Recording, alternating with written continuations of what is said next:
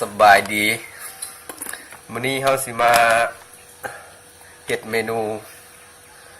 มะระผัดไข่เนาะหรือว่ามากผักไส้ใหญ่ผัดไข่กินขั้นตอนทำเองเฮาก็นำมะระไปล้างสะอาดมาหั่นก้นหั่นหัวอันนี้เนาะแล้วผ่าให้มันเป็น3เปียงหรือว่าผ้าน้อยก็ได้นอนตามมักแต่ข้าพเจ้ามักให้มันเป็น3เปียง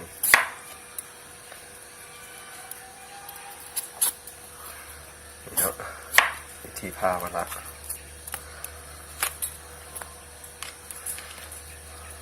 ผ้าเป็น3เปียงไปนี่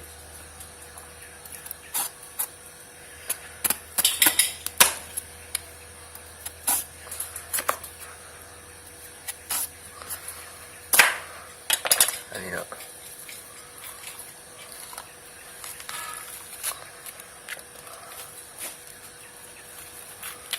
ผ่าแล้วเห็นหนวดขาวๆเลย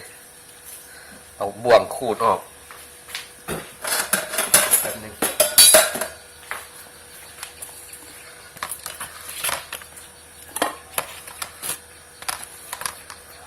ขูดออกไปนี้เนาะขูดให้ออกหมดเลยขาวๆเลยมันขมเป็นบวกออกขูดออกให้หมดเลยเนาะ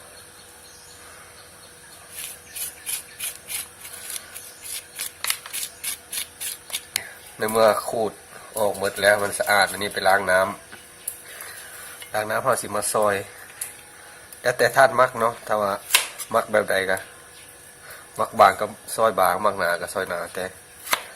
ข้าพเจ้ามักซ้ำนี้โบบางแล้วก็โบหนาซอยมันหมดวันเนาะ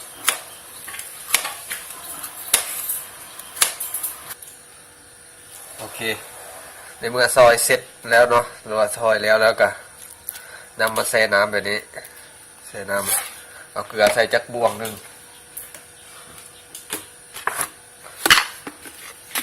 เพื่อมันบ่ให้มันขมความเค็มมันฆ่าขมเนาะแช่ไว้ประมาณ10 นาทีให้ความขมมันจางก่อนแล้วเราสินำมาพัดเรานำมาลวกก่อนลวกแล้วไปพัดใส่ไข่เนาะแบบหนึ่งเดี๋ยวสิตัดไปใส่ตอนลวกเลยโอเคเนาะปุ๊บเครื่องปรุงที่เราจะต้องเกี่ยมนั่นก็คือว่านี่ก็กระเทียมสับซอสปรุงรสฝาเขียวนี่เนาะซอสปรุงรสฝาเขียวนี่ก็ซีอิ๊วขาวเนาะอันนี้ก็น้ำมันหอยอันนี้บ่วงนึ่งเนาะบ่วงแกงอันนี้ก็บ่วงนึ่งน้ำมันหอยซีอิ๊วขาวก็บ่วงนึ่งแล้วก็น้ำมันหอยบ่วงครึ่งเนาะบ่วงนึ่งกับครึ่งนึ่งแล้วพริกไทยดำเอาจากน้อยพอได้มีกลิ่นหอมสิ่งที่สำคัญคือขาดบ่ได้ก็คือว่าไข่ไก่2 หน่วยวันนี้เฮาสิมาลวกมะระเนาะลวกหรือว่าผักไส้เอาเวลาเติมน้ำเวลาต้มน้ำก็เติมเกลือจะบ่วงนึงเนาะเพราะว่าบ่ให้มันว่าจังได๋บ่ให้มันขมนะว่ามันละเอาขมตอนนี้เรากำลังต้มน้ำโอเคนะโอเคเนาะน้ำพดแล้วนะครับก็เอามะระลง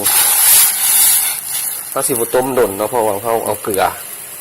ฆ่าความหอมฆ่าความขมมันแล้วต้มจัก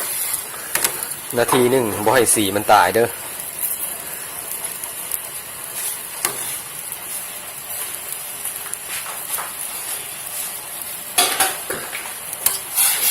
บ่ต้องคนมันเพราะว่าคนหลายมันสิขม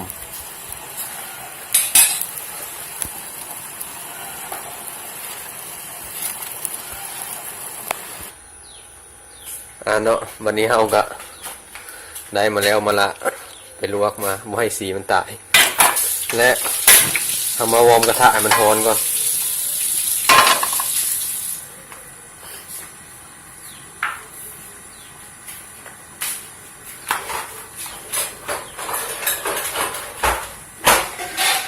โอเค ฮอนได้ที่แล้วกระเทียมเจียว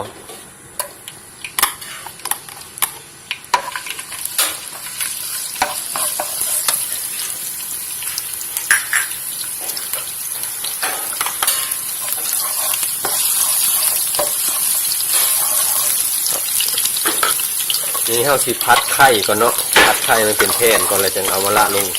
ตำลัง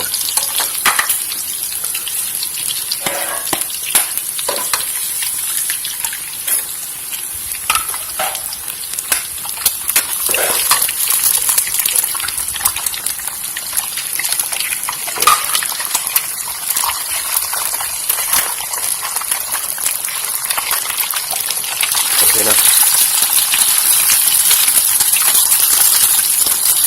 เกี่ยวไข่ให้มันได้ที่กัน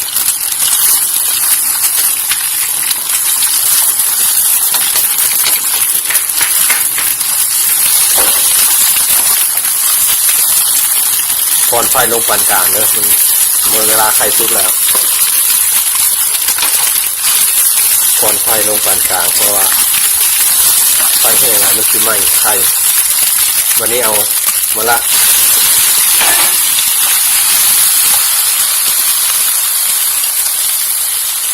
น้ำมันหอย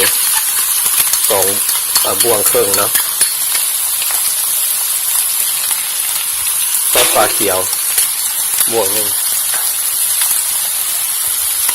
ซีอิ๊วขาวบ่วงหนึ่งคนเฮ็ดง่ายๆเนาะเฮ็ดกินเองเซฟเองพี่น้อง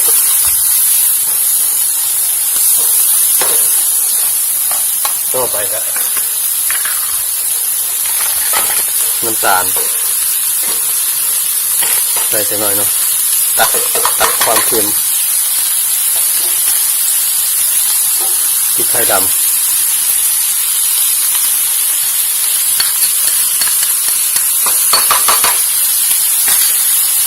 เผ็ดผัดประมาณ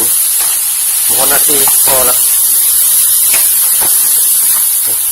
เสร็จสิ้นมาละผัดไข่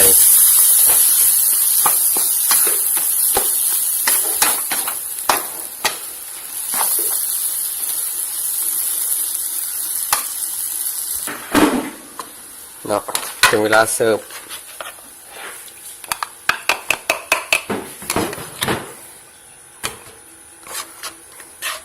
ถ้าว่าท่านใดสนใจนะ